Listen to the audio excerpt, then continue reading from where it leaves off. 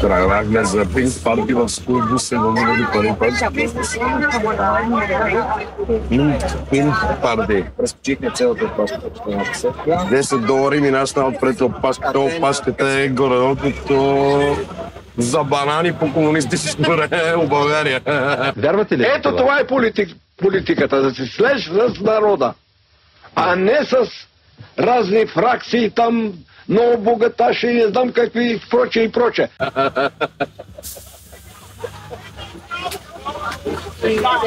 Отиваме сега един кеста Пинк парти. Биме са на къп гол ще радеме. Право спиме, даваме плюване, пак спиме, пак ставаш плюване, ще бати динамик.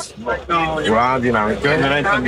Ама сега ще много яко. Според мен ще си пръснаме панели.